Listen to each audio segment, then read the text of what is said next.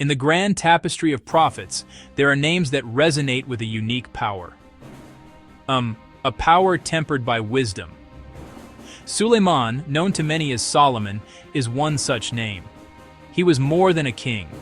He was a sign from God, a testament to what humanity could achieve when power is guided by divine light. His story is not merely a chronicle of events from long ago. It is a timeline etched in scripture. Leadership, humility, the profound responsibility that comes with extraordinary gifts. We begin where all stories do at the beginning, with a young prince who would inherit not just a throne, but a legacy of faith from his father, the prophet Dawood, or David. From his earliest days, it was clear that Sulayman was destined for greatness. He was born into a house where prophecy and royalty were intertwined. The Quran tells us that God bestowed upon him knowledge, judgment, even as a youth. He sat beside his father, learning the delicate art of justice, seeing into the hearts of disputes to find the sliver of truth. People would come from far and wide, seeking the fair hand of the king and his son. The gifts granted to Sulayman were signs for all of humankind, wonders that broke the ordinary laws of the world. Among the most remarkable was his understanding of the speech of other creatures. The Quran states, "And we gave Sulayman knowledge of the speech of birds."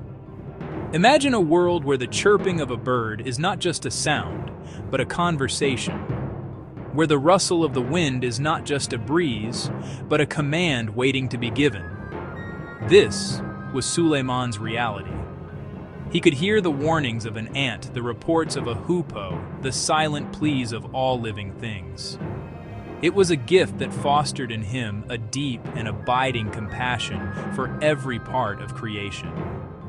This unique ability was paired with another awesome power: control over the forces of nature. The wind was his servant.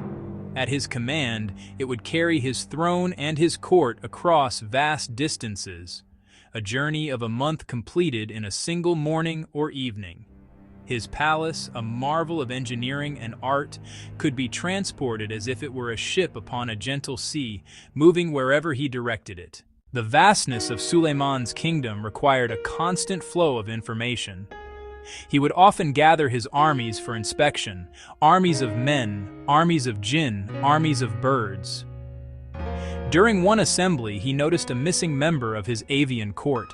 Why do I not see the hoopoe, or is he among the absent? There was a hint of royal authority in his voice, a demand for order. He declared that he would punish the bird severely unless it brought him a clear reason for its absence. This moment reveals a leader who valued discipline and accountability from every single subject, no matter how small. Before long, the hoopoe returned, not with fear, but with astonishing news that would change the course of history. "I have encompassed knowledge that you have not, and I have come to you from Sheba with certain news."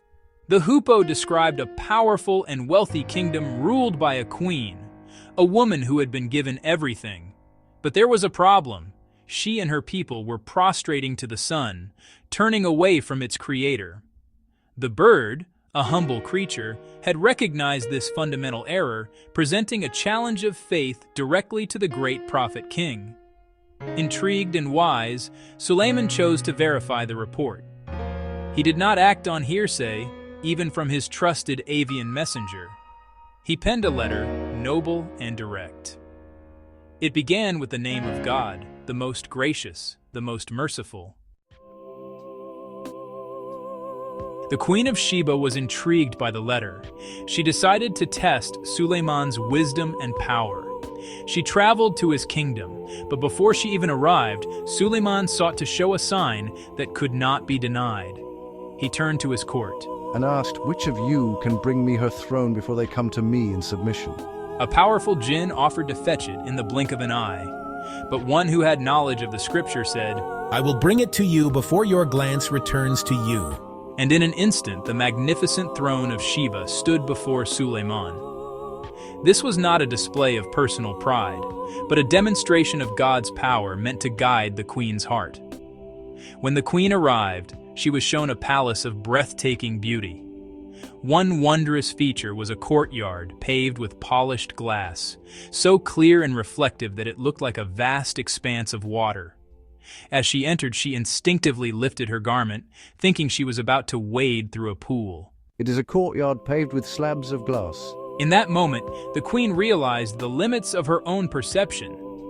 She had been fooled by an illusion of wealth, just as she had been fooled by the illusion of the sun's divinity. The life of Sulayman, as told in the Quran, concludes with a quiet but powerful lesson.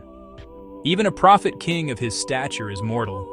His death came to him while he was leaning on his staff, overseeing the jinn at their work. By God's will, he remained standing, and the jinn, fearing his watchful eye, continued their labor. They did not realize he had passed until a tiny creature, a woodworm, slowly gnawed through the staff, causing his body to finally fall. It was a profound and humbling end, a final sign that no one but God is eternal, and that the unseen is known only to him. What then is the legacy he leaves behind? It is not the memory of a palace moved by wind, or a throne brought in the blink of an eye. Those were the signs, the tools. The true legacy is the lesson embedded within those miracles. It is the lesson of gratitude in the face of immense blessings. Sulayman had everything a person could desire: wealth, power, knowledge, yet his first instinct was always to thank God.